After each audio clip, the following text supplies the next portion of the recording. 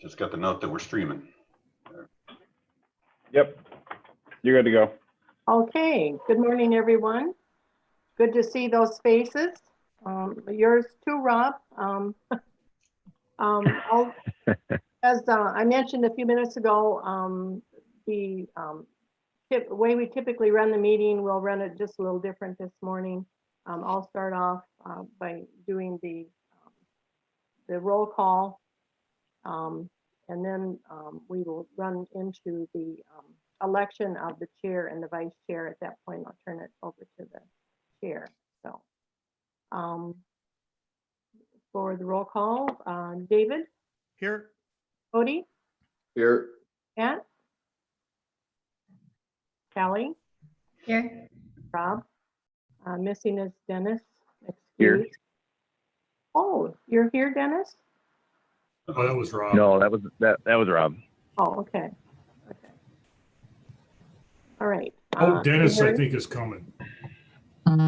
Yeah, Dennis is coming in. There he is. I see him. See his name. Oh, we're just waiting for Dennis to come in.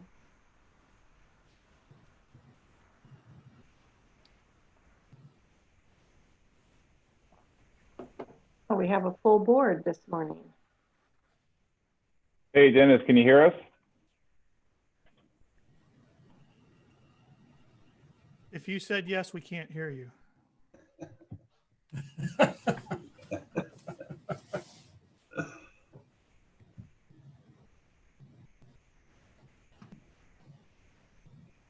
There he is. Good morning, Dennis. Morning. I'm just taking attendance, and you're here. Yes. Oh, and we have Mary here, Mac here, and Mike is here as our guest. So, we will do the election of the chair. I would entertain a motion or a motion to for a recommendation of a chair. Anyone want to be chair? I'm willing to do it. But This Hey, is real Rob. real quick, Dennis, do you have like your sound on speakers or something like that? I'm getting a real bad echo from you. No, I've got nothing on. Just through my computer. Okay. I can mute it. Okay, so was that a motion to nominate Dennis or, I mean, David? Sherry, this Yes, is it Rob. was. I moved to nominate David for the position of chair. Are there other nominations? Other nominations? I move the nominations be closed. This is Dennis. Okay. Do we have a second to that? Yeah. All those in favor say aye. Aye. Aye.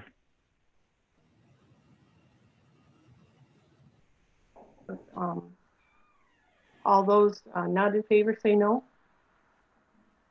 Any abstentions? Okay, congratulations, Mr. Chairman. It's all yours. thank you very much. Thanks for the vote of confidence. Hopefully I can fill Kelly's shoes. That'll be hard to do, but I'll do the best I can. So we're now going to go to election of a vice chair. Yes. And I guess, do we have anybody that's interested? Do we know, is anybody interested in doing this?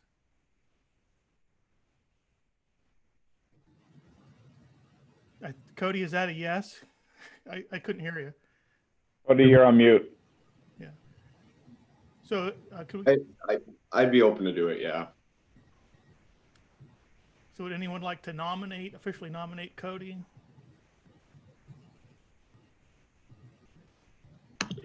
This is Dennis. I'll nominate Cody. And do we have a second for that? Second. Okay. Are there any other nominations for vice chair? Does anybody want to move to close the nominations? Dennis? Yes, I move to close the nominations. All right. All in favor, say yes. Yes. Yes. Yes. All Yes. opposed? Say no. All right, that passes. 6-0. Thanks, everybody. So that's it for election, right? Sherry? Yeah. Yep. So I'm also hearing an echo. I don't know if that's what's causing it. It shouldn't be me because I've got headphones on, but It goes away when I mute Dennis, unfortunately. So Okay. it's coming from him. well, Dennis, whenever you want to say something, make sure you raise your hand. Okay, but I was muted before. Great. All right. So now let's move on to the agenda. First is the approval of the agenda. I'm looking for a motion to approve the agenda. So moved. Looking for a second. Second, All in favor say yes. Yes.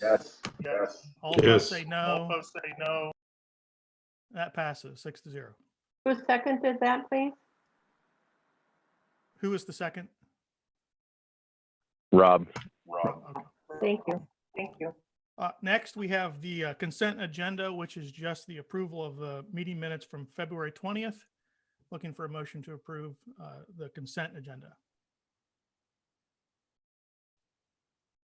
So moved. Looking for a Second. second. Great. Second. All in favor say yes. Yes. yes, All Yes. opposed say no. That passes 6-0. Next up is the treasurer's report. Mary, Good morning.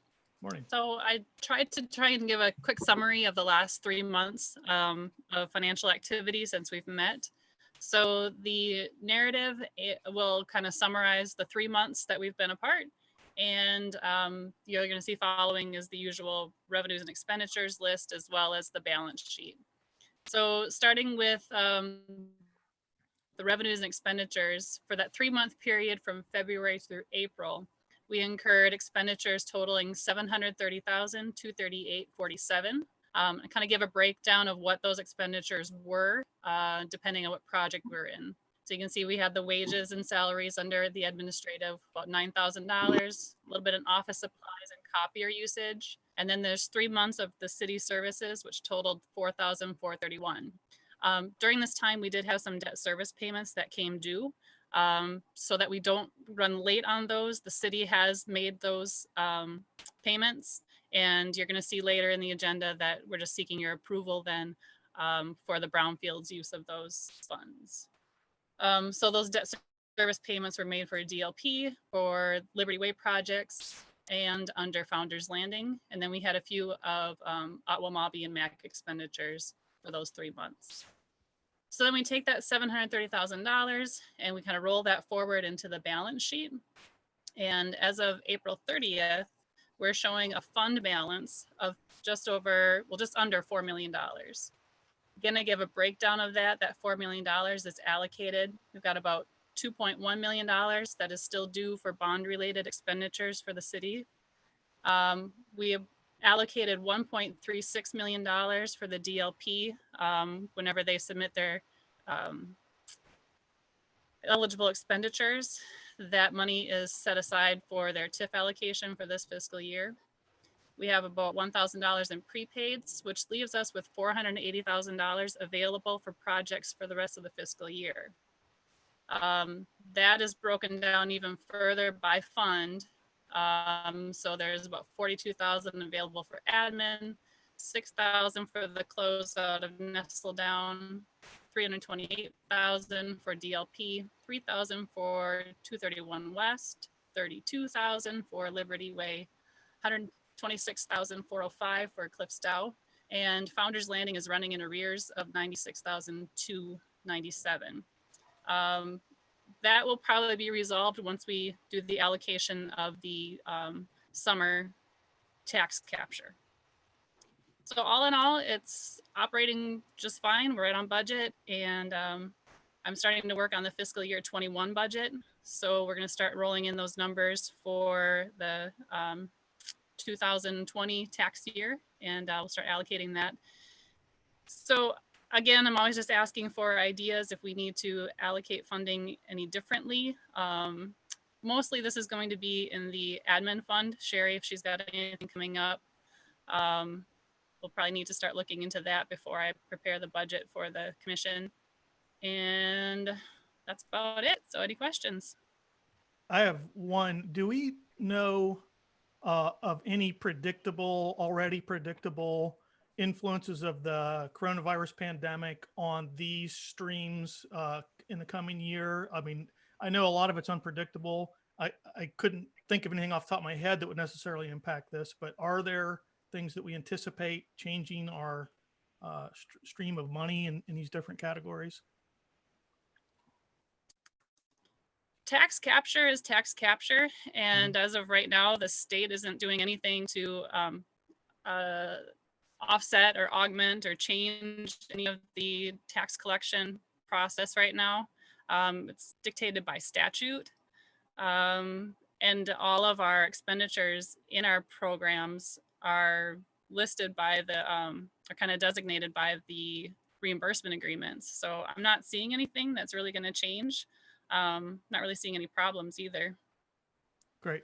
And Mac, do you know of anything at other places that have come up related to the pandemic for brownfields? Yeah, David, I'll say that these are all based on property taxes, Yeah. which generally lag, values would lag.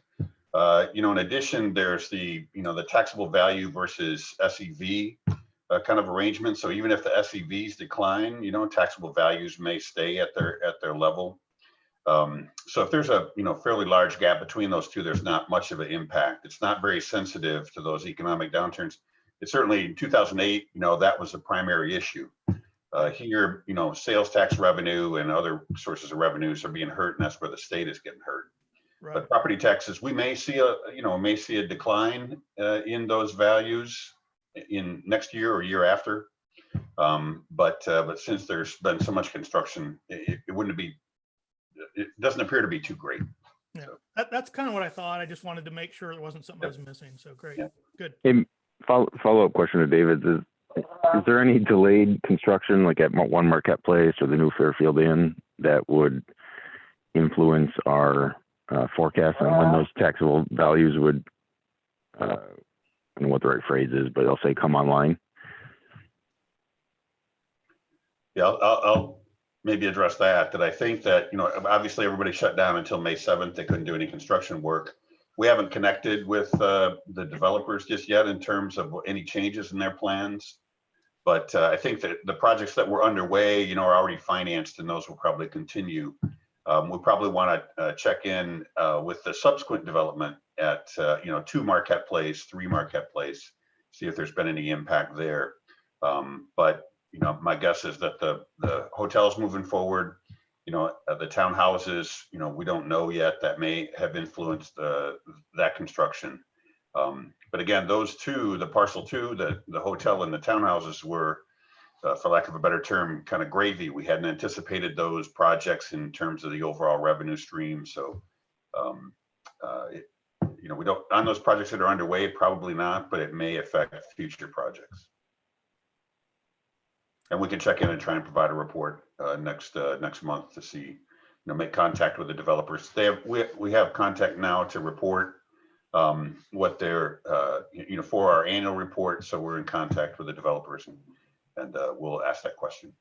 So. Matt, could the construction of 2 Marquette Place and 3 Marquette Place negatively impact our forecast if those are delayed?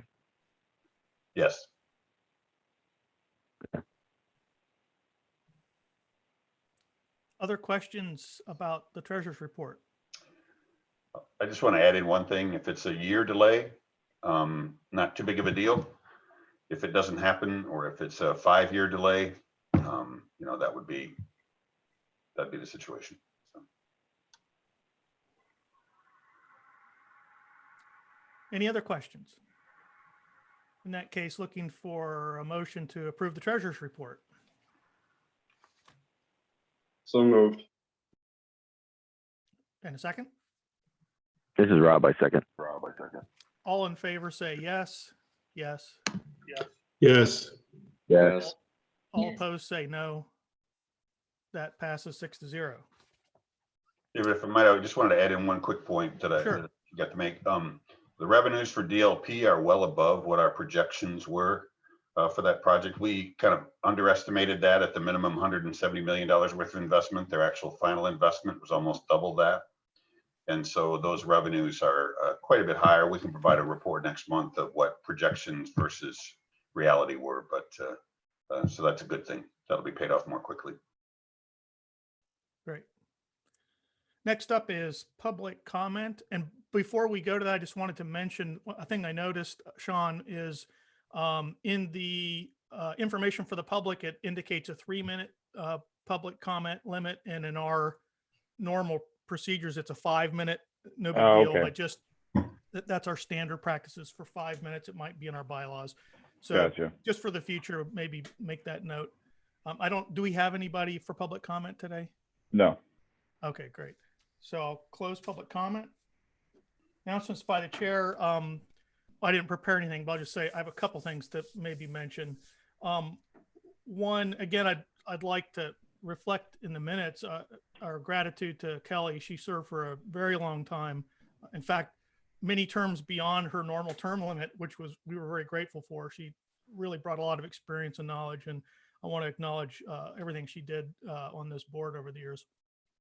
Second, for the new people, Callie and even some others who are fairly new to the board, I just wanted to make one quick comment, and that is, I think you'll notice, I remember when I first joined this board, one of the things which was a little overwhelming and disconcerting was these packets that we get have some pretty big numbers with dollar signs in front of them sometimes. And it's sort of like, let's approve this receipt and let's approve this bond interest payment. And it's, hundreds of thousands of dollars, sometimes millions of dollars.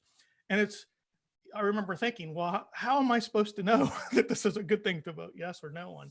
And I just want to say a couple things about that.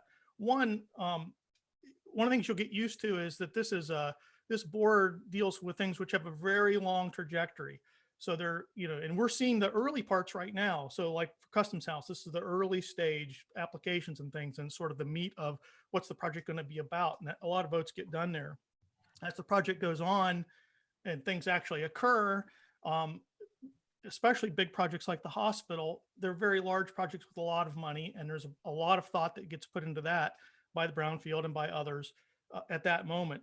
By the time we're paying the receipts, those things have already been decided. And so there's really less substantive things to worry about at that stage. We still have to make sure the T's are crossed, the I's are dotted. Mac does a great job of vetting all that for us. Sherry does a great job of sort of bringing continuity and explaining everything. So don't worry too much about it. Definitely read the package. You'll learn quickly what the things mean. And don't get too worried about the big dollars. There's a lot of work that's gone in ahead of time. And on that regard, I've mentioned this before, but I'd kind of like to get in the habit, especially as we have new people, for even things which are pretty routine, like a receipt payment, to have Mac just say a few words about the context. I mean, it doesn't have to be long or drawn out, but just like, this is what the project is. Here's the stage we're in. Here's what this payment is about. And then Sherry, you can also add any context that's important for us to know about. I anticipate that being very short, but I think that'll help people feel a little bit more comfortable with that. I have a difficult time not being long and drawn out though, David. I mean, yeah, well, that's right. But we have as long as we're in the Zoom era, we can mute you. Yeah, I just wanted to add in Mary's role in managing all of these, monstrous numbers and keeping track of all of that kind of stuff. We have the overall context, but Mary's the one who kind of keeps us on track. So. Absolutely, right. Great. Report from the executive director, Sherry. Okay. Had some communications with the usual folks, the developers, primarily email, but some phone conversations and Zooms with city staff and consultant and the Customs House folks. I also had contact from two individuals with regard to two projects downtown, the former hospital. It was basically an inquiry of eligibility, costs, and some interest. And they will be getting back with us as things roll out a little bit more, but it was basically an inquisitive opportunity. Also had contact with someone interested in the building next to Getz's, and we have worked with the owners of that for over the last year and a half. And I know DBA had worked with the owners for many, many years prior to that, trying to get something done with that particular building. So haven't heard back from them, but assured them as soon as they were ready to discuss it further, we were ready to have those conversations. Had a chance to walk Callie through kind of an overview of what it is that we do. I have a build-up breakfast meeting that is coming up, and this is the Women in Economic Development. It was spearheaded by the MEDC in Michigan, and it brings together women in economic development once a month. And we hear from a variety of interesting folks on things that are happening around the state primarily, but the June 10th meeting is going to have someone who works as a director of equity and diversity and inclusion, and she's from the West Coast, so that should be kind of interesting. And the other thing I wanted to mention is I've been in touch with the folks that we're going to do our video, and I've recommended that we move it to 2021. We're not sure what Marquette City is going to look at, or the availability to meet and that sort of thing. And about the cutoff line to get it done on the timeline we looked at would be July. I have chatted with David about this and the option of moving it. The video folks are okay with that. The city manager indicated that he thought it was not a big issue for the city commission at this point. And I think also looking at the rebuild that's going to happen, it probably is best if we roll it out next year. So I just wanted to advise everyone on that. In the meantime, I still have the tools that I need to be able to go out and do presentations and that kind of thing. So that's not an issue. We'll be able to continue full speed with that. So that's basically my report. Anyone has any questions for me? Okay. All right, thanks, Sherry. Next is project updates, and even if we don't have a lot of updates, maybe we could also just get in the habit of reminding us, where are these places again and what are they, just briefly. So first is Founders Landing. We've not had contact with any of the partners this month, other than sending off the reports that they are to complete. So I really can't respond to any of the partners as to anything new on Founders Landing. I know last month he'd indicated that they had one unit to be rented. I suspect with the hotel that will continue. I anticipated a phone call from Mitch Irwin, the developer of the hotel. He planned on being up here in April.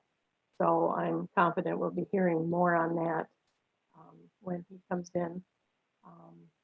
Nothing really new on Viridia, and the patisserie is in the pandemic mode as the other commercial places are. So that's basically it. Mac, is there anything you want to add that you may be aware of? No, I could provide an extensive and long-winded description of those projects, David. A short one, just to orient us quickly, just Okay, great. remind us where these are. And Yep. what's happening. Founders Landing project there. It's on the shoreline near the south of the Ore Dock. There it was a city-owned parcel that was subsequently sold in 3 pieces. The parcel 1 were the condos on the west side of the road. And then parcel 3 was closest to the Ore Dock and is where the Hampton Inn went, and it's the current site of the development of One Marquette Place. And And then the parcel 2, which again was just left in the Brownfield plan, but didn't have any future projected development there, is where the hotel and the townhouses are going. Now, just in context, you'll see a little bit later we have, and this is the long-term nature, we have a couple of invoices from bond issues that were done in 2010. One is the CIP for the Seawall Boardwalk. That was about $989,000 to put that in. And then to give you an idea of the last recession, there was a process where the city could bond for private activity funds. And so the Recovery Zone Bond Fund paid for some site preparation and environmental cleanup as part of that project as well. That was guaranteed by the developers for those payments, but we've been able to pay that off the revenues from the TIF. So any questions on Founders Landing or things that I might have missed there? That's been a 10-year project that started in 2009. They did get a substantial Michigan business tax credit of 20% of their total investment, and has been about the reason that they've been able to stay afloat, honestly. It hasn't been that great of a boon for them. The future projects will be a little bit better. So that's part of that. The Dlp Hospital was a monster project, $39 million in eligible activities, projected 170 million in investment, but turned out to be 350 million. We relocated, one of the first in the state, relocated the Municipal Services Center to Wright Street and paid for the roundabout and a lot of the public infrastructure improvements there. DLP also had $10 million of eligible activities in their budget. We are waiting for their documentation for their invoices to come in. That was the $1.3 million that Mary mentioned was available funding for them. Once they provide their documentation of expenses, we can release those funds. So that was a monster project. Liberty Way is at the corner of Lincoln and Washington. That also included, and you'll see a bond interest payment later on, that included improvements to the intersection there as well, that was bonded by the Brownfield Authority. It includes a number of the private activities on that site.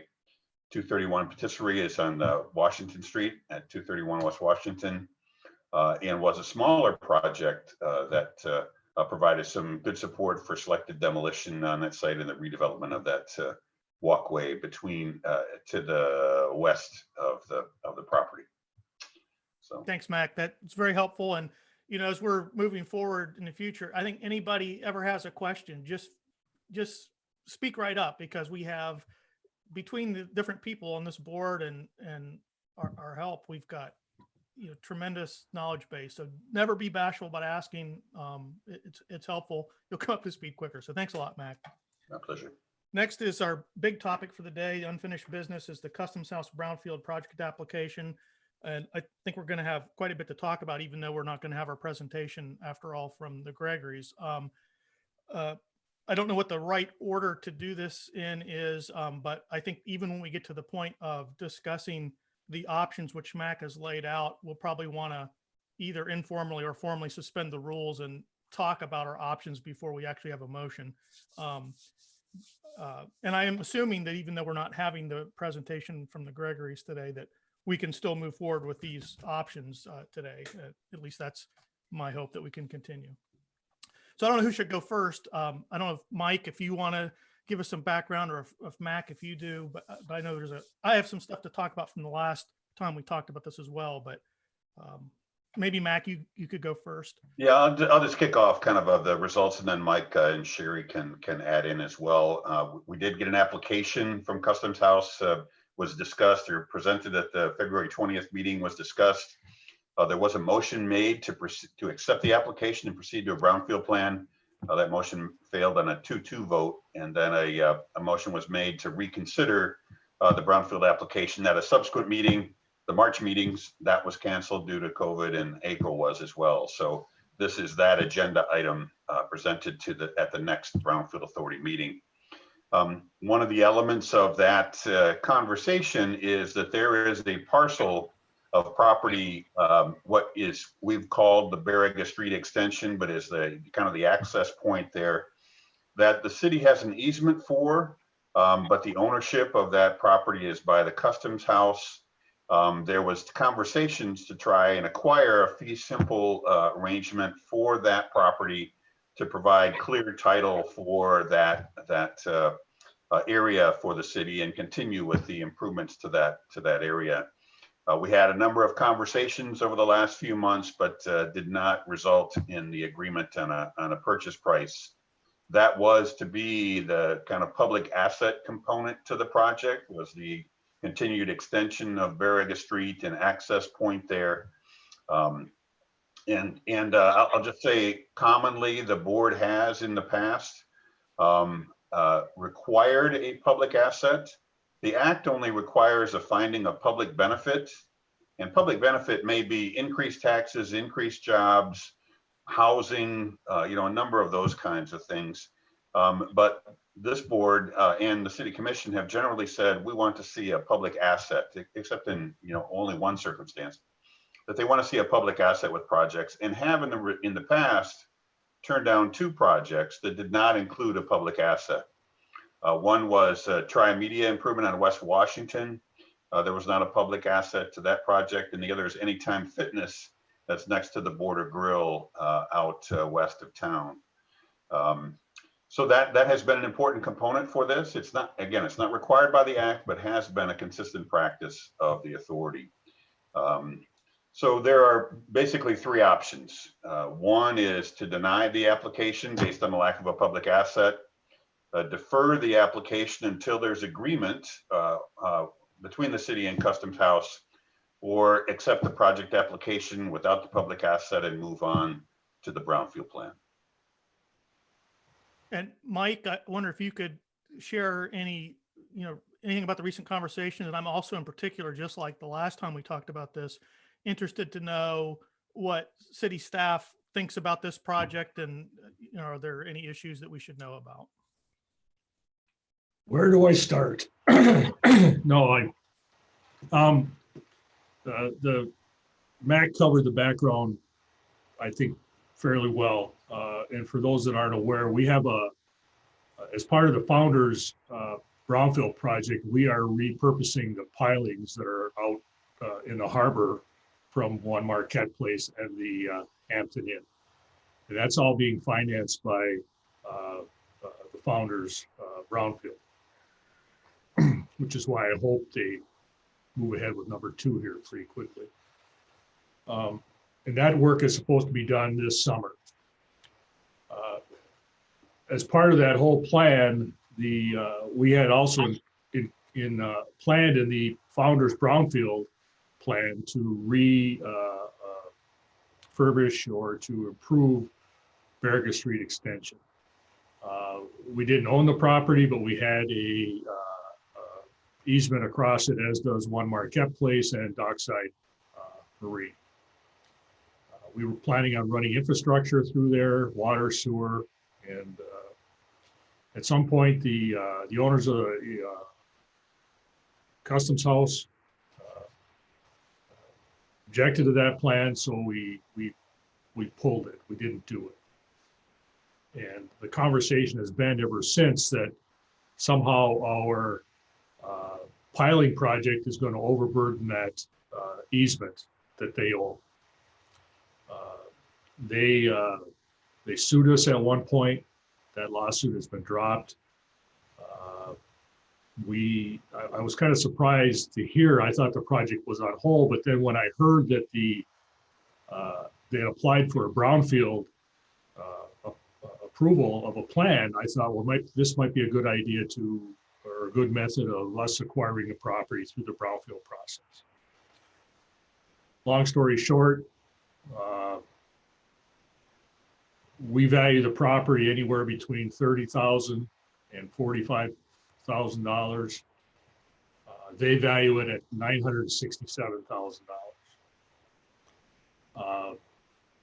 And the conversation I had recently with Nicole Gregory was that I, in no way, no shape, no form, can I afford or even recommend paying that kind of money for that piece of property. And to put that in perspective, it's, what is it, Mac? Maybe, I don't know, 150 feet by 75 feet, something like that. It's, I mean, it's not, it's just where the Baraga Street roadway is. Keeping in mind that we own the parking area where One Marquette Place is, and the Custom House owns that strip of Baraga and everything where the Customs location is. So I offered them, we had a couple different appraisals. We had an appraisal done, an informal appraisal. They had one done.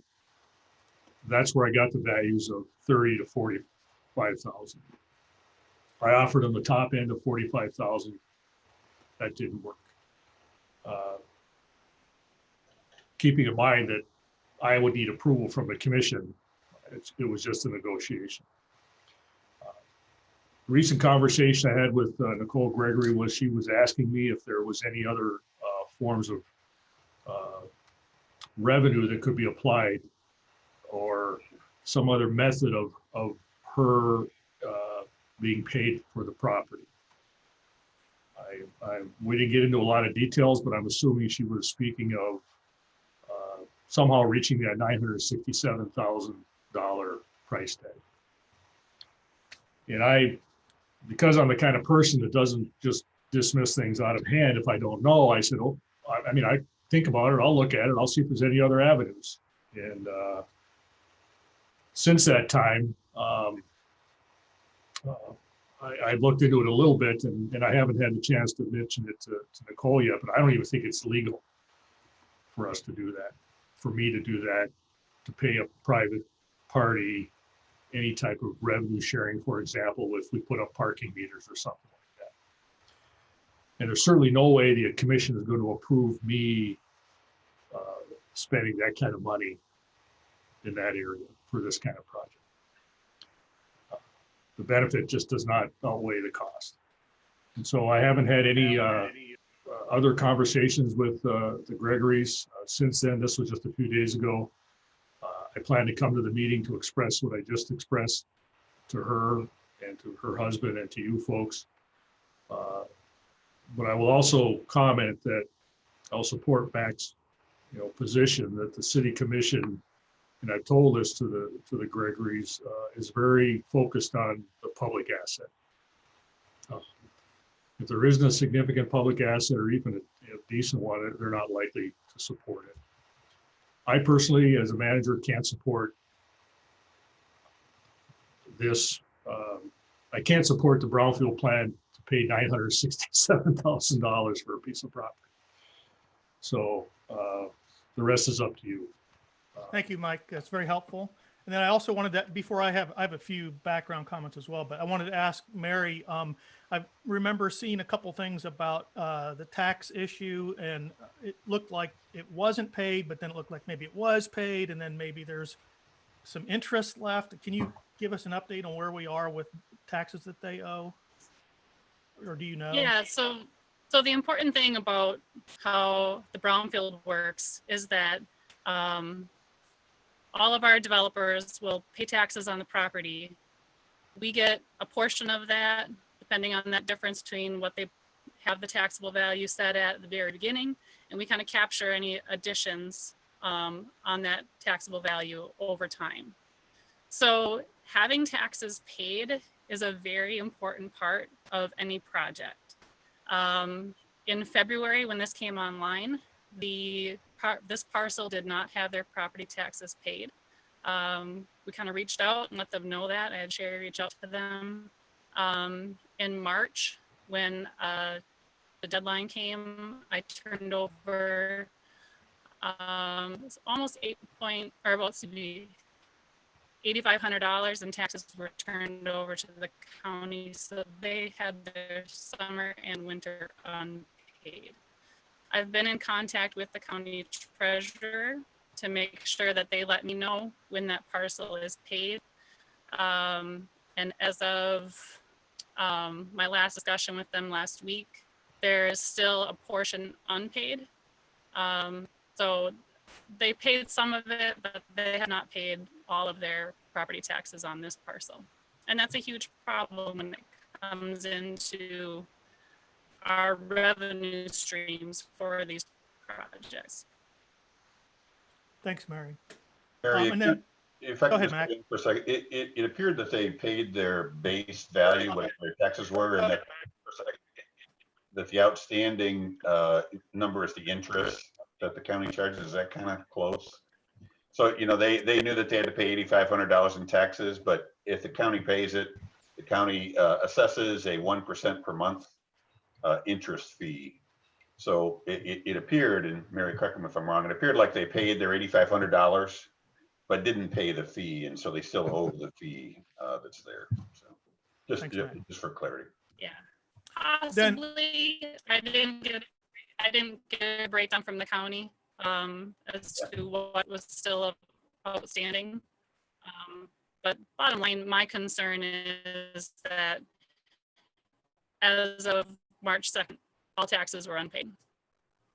Thanks. And then the background I wanted to provide, which is this separate from the discussion of the motions, which we'll get to here in a second. I just wanted to provide some quick, I'll get to you too in a second, Cody, I see you.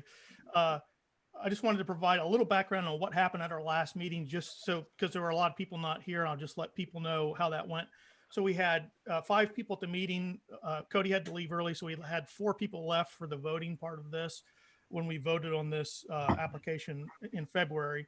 And the way that turned out was basically, I at that time supported it, and my rationale was that it looked like this was a way to sort of finish off this whole line of properties from Founders Landing on towards downtown, and it'd be great to have this blighted, functionally obsolete property finally taken care of, and that it could really tie that all together, and that the additional tax revenue was sort of put me in the mood to go forward with it.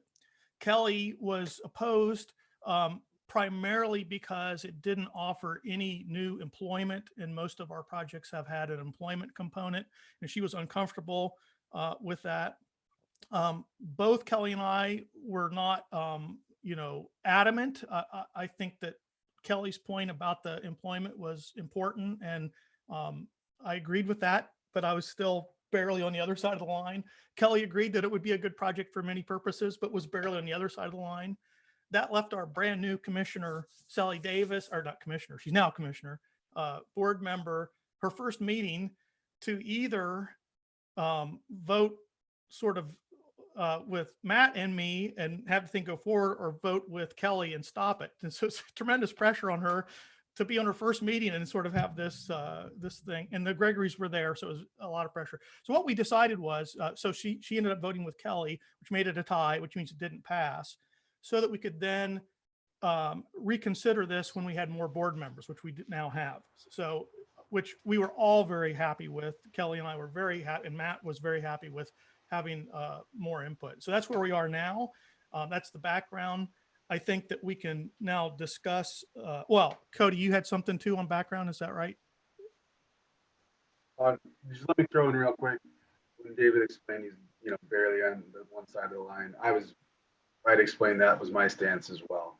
So just wanted to, we were all right in about the same range. Yeah. So, Callie, did you have?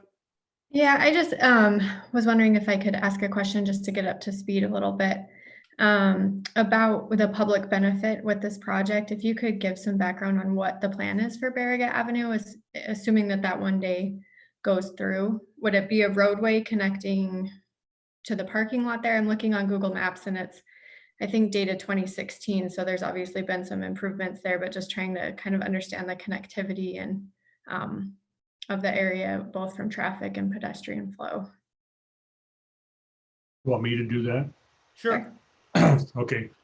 Basically, it would have been a restructuring and reconstruction of the entire road. Would have been, originally it was infrastructure, which included water and sewer, which from my perspective would have also benefited the customs house. But the water and sewer was primarily part of the Founders One project. So we ended up moving that water and sewer onto Founders Landing property. And currently it's or substructure, blacktop pavement, curbing, down towards dockside, basically extending the street, improving and making it look nice, that kind of thing. Sidewalk too? I don't know if there was a sidewalk in the original. There might be.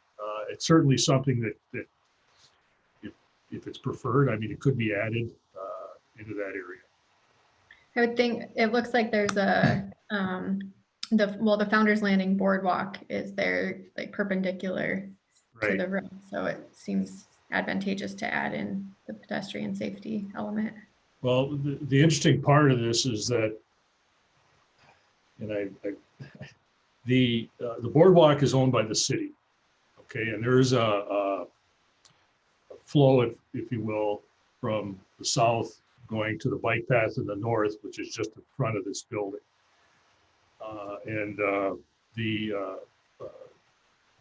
The Gregory's challenged us on the overburdening of the easement because of the boardwalk, and then the addition of the pilings is accessible to the public.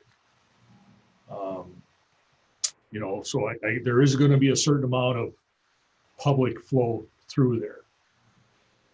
But interestingly enough, that burden disappears if we buy the property. Kelly, I'll just add in go ahead, Cody, you had a question. All right. But I'll add Kelly's. So I just had a couple things here. For one, I got sorry that I had to leave a little early and put us in this predicament. We had a doctor's appointment that led into a C-section 4 days later after the meeting, coincidentally. That's a good excuse. So I guess a couple things here. One, Mike, is that road aspect in this plan? Because I don't actually remember reading that in here. Or is that something that was being discussed with the family? It's in the founder's plan. Okay.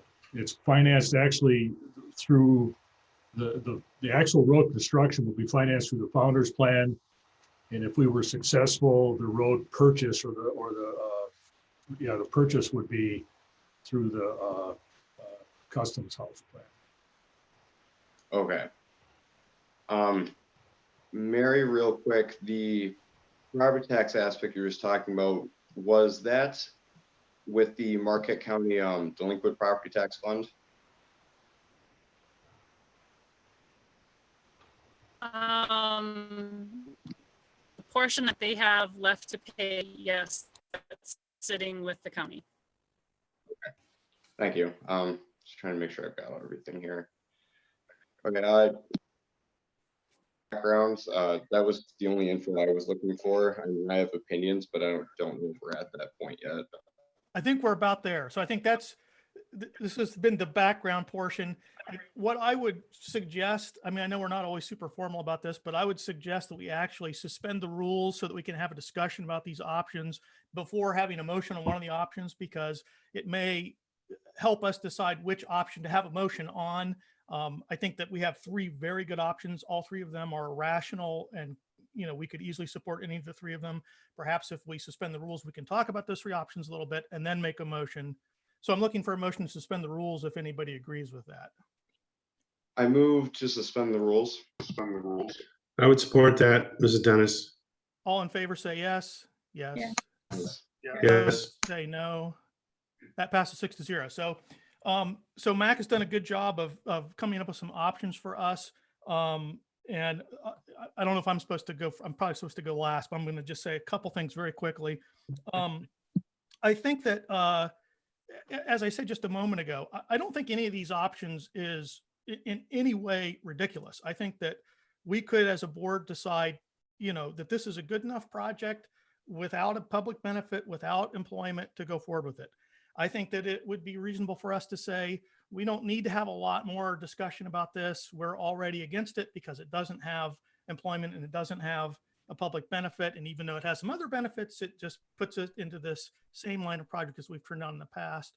And I also think that the option in the middle is reasonable because it sort of puts it back in their hands to say, well, if you want this to, if you want this to improve in the eyes of the board, then you need to work out this public benefit aspect.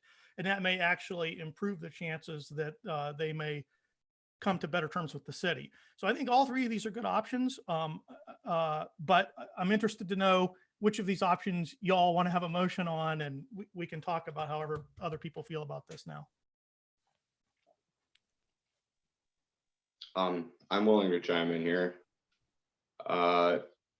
For me, looking at this, again, I look at things from a very public policy perspective and economic perspectives to my background, but looking at our actual policy for the criteria, I don't think this actually meets the minimum criteria for the project to be approved. And part of it is maybe that public benefit aspect. I don't think that that criteria is met looking at our actual minimum policy. And I also don't think it would be wise for us to move forward with something until an agreement with the family and the city is reached. And I don't think until that happens, we can reasonably actually move forward without foreseeing possible situations that could arise in the future. Thank you. Others? You're muted, Dennis. Okay. Oh, go ahead, Matt. I'll go next. Okay. You know, the city issue, I'm still not crystal clear on, so I know that's a factor. I think I need to understand a little bit better. Not paying your taxes, or you know, that sounds like you should probably do that. But basically, after digging into it more after last meeting, you know, I think that I would be for the project. But you know, I did sit down with Rob personally, and we kind of went through all the expenses. They're looking reimbursable expenses, and that's where I had an issue. I thought, you know, there was a lot of things on the list that I didn't understand why we should be reimbursing for that. It just seemed like a really long loaded list, and why, yes, I think that it'd be nice to have that property, you know, tied in with everything else in a finished project. I think it would increase more taxes in the future. You know, you know, the public benefit thing, so not everything's going to be able to do that. So I'm okay with that on a small little piece of property like that. Like I said, I guess my point would be, besides these other issues that need to be cleared up, need a little more justification on this huge list of reimbursable expenses before I would be willing to say, okay, I understand why these are all reimbursable. That's fair. How many of these are just thrown on the list because they're trying to take advantage of the program? That really, I don't see why we should have to, you know, include that in the plan. So I guess that's my main thing, is the list of expenses and how can we pick those apart? You know, is that a MAC thing, and say, explain to me why we should be covering that or reimbursing for that. So does that make sense? Yep. Thank you. Dennis? This is Rob. Oh, go ahead, Rob. Go ahead, Dennis. Go ahead, Rob. No, okay, I'll go ahead. I was going to just second what Matt said. I after reviewing the budget, I thought maybe half the expenses were questionable. You know, particularly there were, you know, $100,000 here and $100,000 there for improved parking that would be private parking, and then also I thought some of the bike path adjustment factors didn't look like expenses that we should be shouldering and reimbursing for. So I'll also mention, it doesn't sit well with me that they're trying to extort the city for $100,000. If that's the case, I guess my house is probably worth about $8 million when it's certainly not. So that just doesn't sit well with me either, that they're you know, taking that position with the city. Thank you. Now, Dennis. Yeah, I guess I'm with Rob and Matt a little bit. I think it's kind of a one-way street is the way I look at this for them. I mean, I think I clearly understand where you're coming from, because it'd be completion of the street and I live on the street, and so yeah, it would look really nice. We'd be all done. But I still think conceptually, it seems like I don't want to be rude and say it's a money grab, but I think that they have some inflated budget things. I think they're almost like strong arming or trying to strong arm the city. I mean, a quid pro quo, give us the spot and we can give you the thing, do something along the line, do some collaboration here. But I think, in some areas, I think they're making a mountain out of a molehill. They bought this from her parents a few years back, so it's not like they've had it forever. But I think that just being good citizens, you pay your taxes on time, you don't fight every little regulation that comes up, you don't kind of sue the city and then try and tweak them. And I just think that, they need to be better citizens if they want to come forward and for us to give them this money to support to improve this piece of property. And again, this whole parking thing, I think the same thing. It's a lot of money for private parking unless we're going to be able to maintain 15 or 20% of those spots. I mean, when I was at UPHP, that was part of the thing Brady had to do. We had to make sure that of all the parking Brownfield was paying for, I want to say 15% or something like that, 30, 40 spaces was always undesignated for public parking. And so, I like the project. I just don't like them. And it just seems like their money grab that they're trying to get a bigger bucket, as many buckets of money they can get. And it seems to be one way. They don't want to be good citizens or residents of the city. That's it. Thank you. Callie, we haven't heard from you. If you have anything you want to add. Yeah, I guess I agree with what Cody was saying, that the public benefit, like if we could come to some mutual understanding of what that is, I think that would be advantageous, but it would make me uncomfortable to move forward with the project with that negotiation being in limbo. Thank you. No public benefit defined. And then Mac, I'll get you just say, I just wanted to say where I'm at on this at this point is I'm still close to the line of yes, no. I've been pushed slightly to the no side now. I personally would prefer basically just declining this. They can come back in the future if they want to retry. It's a whole bunch. It's a really good project, a project that I like. It's something I could get behind, think we could do a good job, but there are enough negatives that have stacked up on top of each other between the employment and the public benefit in particular, concern about the taxes, concern about the relationship with the city. I mean, obviously we have to have a good relationship to make this work. So all those things have stacked up to move me from the slightly yes column to the slightly no column. That's where I'm at. Mac, you wanted to say something? Yeah, just a couple of items. Wanted to follow up on Callie's question regarding, the pedestrian access.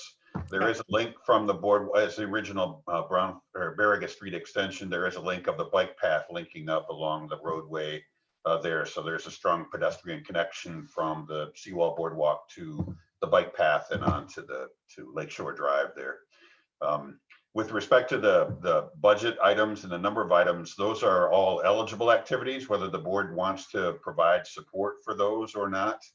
And I know the site preparation is always kind of a strange thing there because there's so many of those kind of lists and tasks, but we did look at that. We went back through, we did knock out, you'll see it's crossed out in there of the paving and the water and stormwater taps. Those are not included within the cost there, but I wanted to provide those for the information. Those are not eligible activities, the paving, so we wouldn't do any parking. It's kind of listed in there, but it's crossed out, so that may not have been obvious there. But all of those are eligible activities. The cost, we went back and forth on a couple of the items, asked them for some additional documentation for those. So they're not out of the range of possibilities for each of those activities, but whether the board wants to support those activities is at your discretion.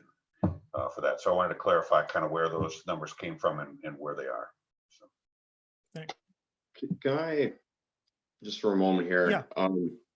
Looking at it, just the relationship with the city in itself isn't enough for me to be very hesitant with this, but going back a little bit to that public benefit aspect, we do for just our minimum requirement. I mean, for something like the accessibility aspect, our minimum requirement does say walkability improvements, and I'm not even sure if that's necessarily met. I mean, it's great that there's public areas around where we're discussing, but it doesn't mean that they've necessarily done something to improve walkability within the plan.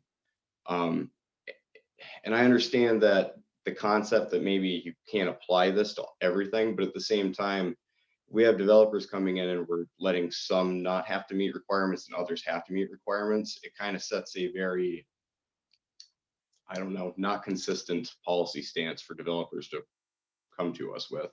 It's just kind of my input on some of that. And if I may either paraphrase or add to what you've said, the way I look at it is, going back to one of Mac's statements is probably they meet the minimum statutory requirements under the law to fit in Brownfield. However, as you point out, they probably don't fit within our longstanding policy of wanting this sort of public benefit and public access. And so it is possible for both things to be true, that they are legally, within the statutory framework of the law, but also outside of our standard practice and criteria that we use. And I agree with you that having consistency on that point is very important, because we want successful plans to come to us where they've thought about the criteria that are important to us. So that's how I would put it. So I think we're probably ready to suspend this free-for-all discussion and go to a motion. It sounds to me like probably the first option would be the one we'd want to have a motion on, but that's up to you guys. So I'm looking for a motion based on these options. Well, I've just a little bit more discussion. Sure, no problem. And of course, we also will have discussion after the motion is made. So yeah. So I guess what would be disappointing to me is, it might not check every box. I think we decline this one. That's probably, I think, where we're heading. But Mac, my question is, because here's the thing. So we decline it. I mean, that could sit there forever, be blighted, not produce much taxation. Because I guess I think it's probably going to get declined as is. Mac, what's the process can they then rethink this? Can they come back? Can they fix things? I don't want to look at that building for the next 40 years because, nobody could get any kind of help or do it. Nobody's going to do anything with it if they don't get some kind of plan. We don't want that. So what's the process to try to get something positive in the end, even if we decline this application? Yeah, certainly, and I tried to mention that under that second one about deferring. This could be denied in its current form. They can always come back and reapply with a restructured or even resubmit. This application if circumstances change. So there's always that option. And so let's say I'm probably for that option. To let them decline as it is and let them come back. Would you be the one to tell them these were the issues? Fix your issue with the city, pay your taxes, do this, do that. Are you there to advise them on that?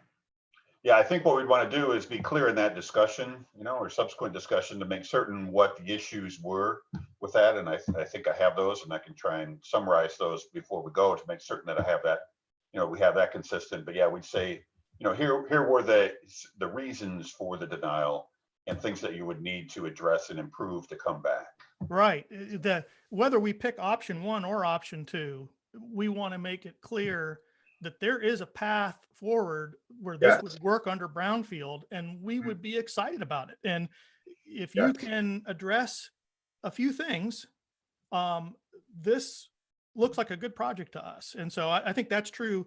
I mean, we can go to the second option and make that crystal clear, or even if we do the first option of denial, I think that we still want to have that message. Yeah, and that's my point. That there is a message of hope, just not as it is. So it's not given up on. So I would absolutely agree with that, to the fact that, part of a cooperative partnership is that, there's some give and take. And if they're willing to work with us, like, we're not just telling them no, but to the fact that they can come back, we just need to work with us some. But I'm still looking for a Hey, Mac, motion. while we're Oh, go Oh, ahead. not yet, David. I'm Go still ahead, Rob. enjoying the free for all here. Okay, good. Yeah. Is there a typical range of eligible activities and costs that we fall in? That was another, I was looking over this, that we were approaching almost 25% of the project costs were eligible. And then, I started unpacking some of those, and I know they technically check the boxes, but, some of them had me on the line on whether or not we should be reimbursing them. Is 25% on the high end? Because I feel like, or not feel, I think, like patisserie, for example, I think we were probably around 10%, and I don't remember, where like Founders Landing and the rest of the DLP came in at. Yeah, actually, Founders Landing is a little bit high, but a whole bunch of that is public infrastructure as well. DLP is the same way. When you first asked that question, I was going to go, well, it goes from 50,000 to 39.2 million. So is what our range is there. But no, I think it's a good approach. Some of the projects, like I said, for Founders Landing, it included the marina and the pier. And so I think that was close to $30 million of eligible activities and $50 million worth of investment. So it can be on that high side. The benefit to that, though, is that all of those public assets come into play. Just private activity. I think that's where I'm getting a little feedback here if you aren't,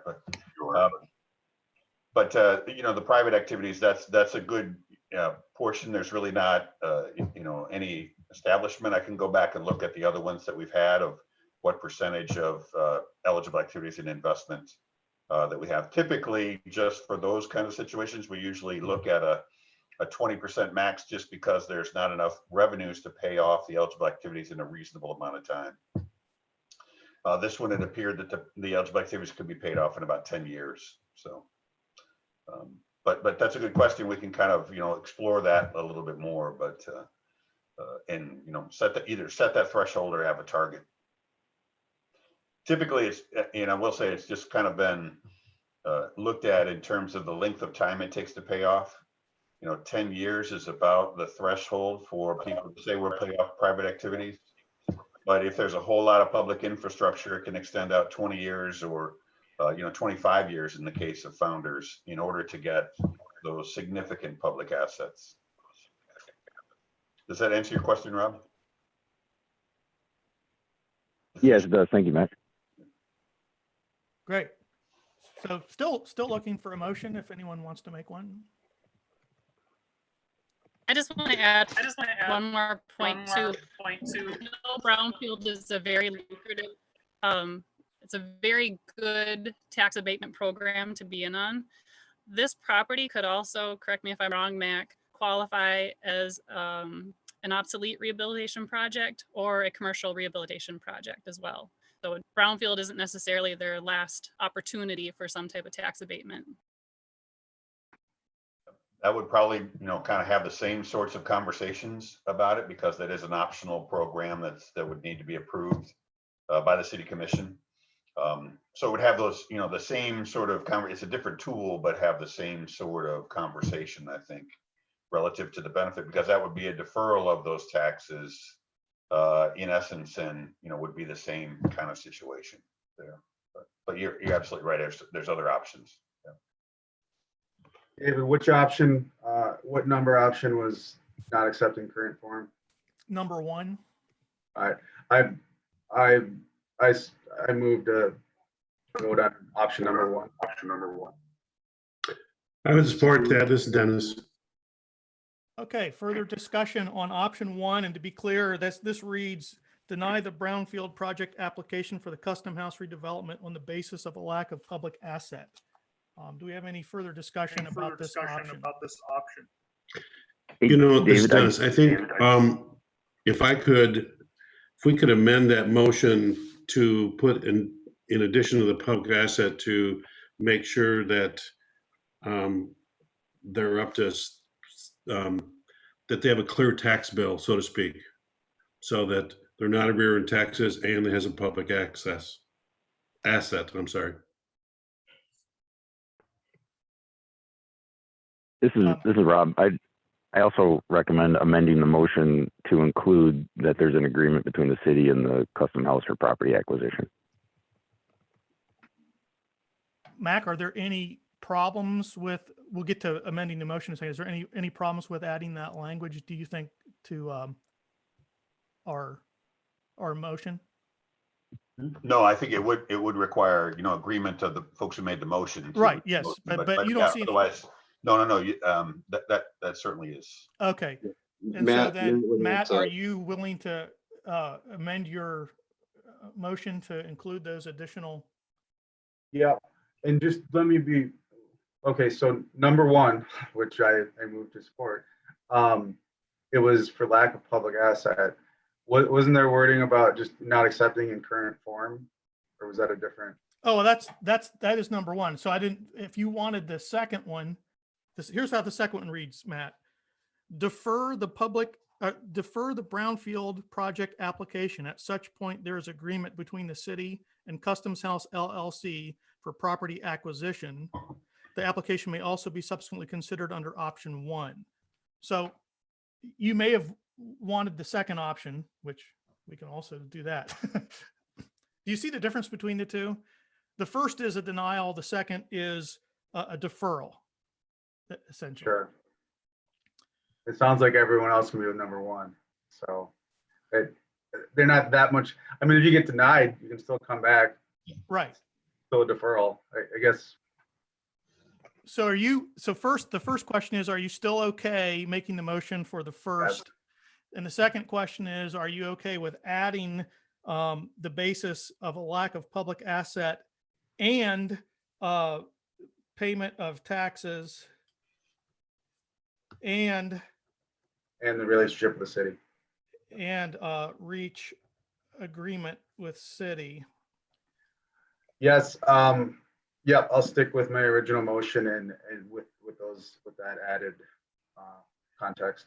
Okay. With those additions, do we have a second?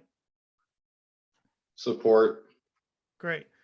Now, any further discussion about this amended first option?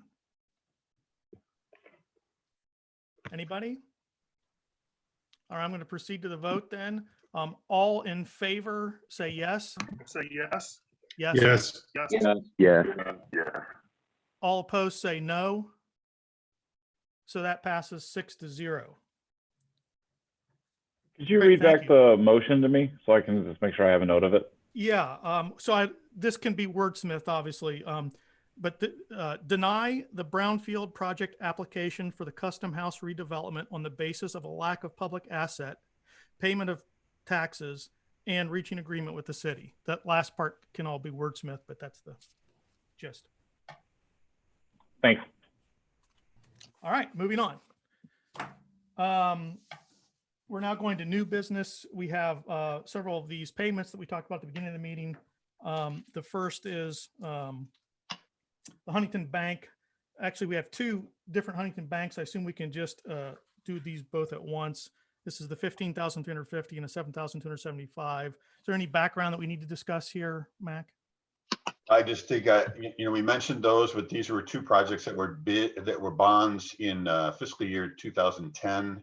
The CIP was for the seawall boardwalk, and the RZ Recovery Zone Bond Fund was for site preparation activities and environmental activities, actually private activities that with the stimulus bill were able to be bonded by the city, favorable rate, again, guaranteed by the developers, but we haven't had to call on that guarantee because we've had enough revenues to pay for those. So I'm looking for a motion to approve both of those in the amount of $22,625.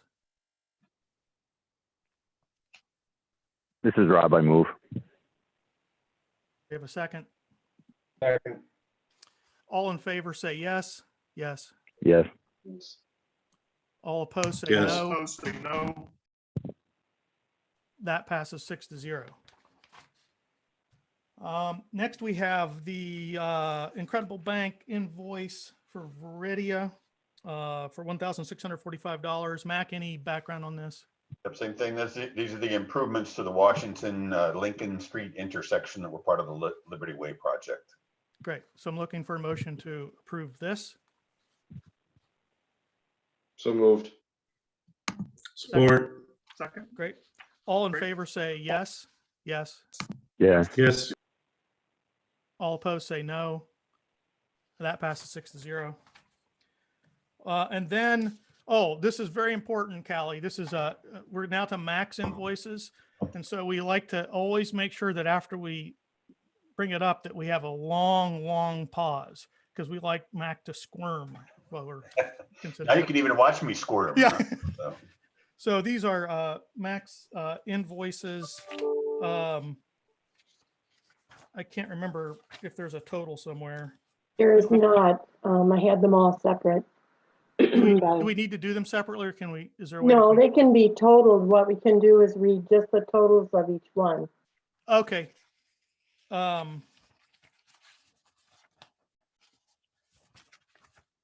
Well, do we need to say what the totals are in this when someone makes a Well, I motion? think, if you just say, for the month of, whatever the month is, and that they're like, 4 or Yes. 5 of them.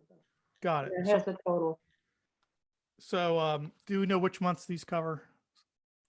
They start in, January. Okay, January. so I'm looking for a motion to approve max invoices from the beginning of the year through now. So moved. Looking for a second. Support. Well, it was way too fast. All in favor, say yes.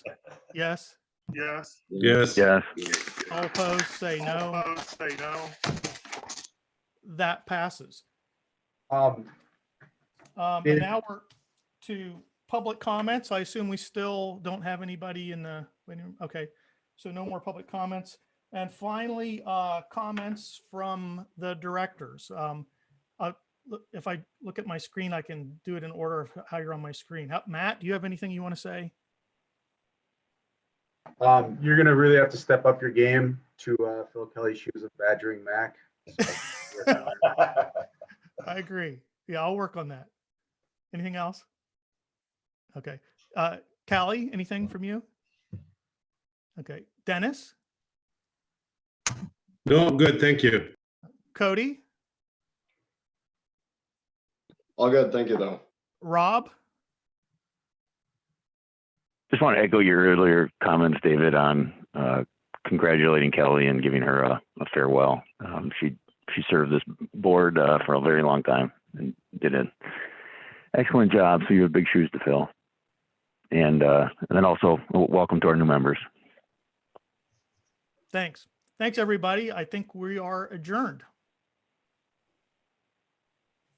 Bye.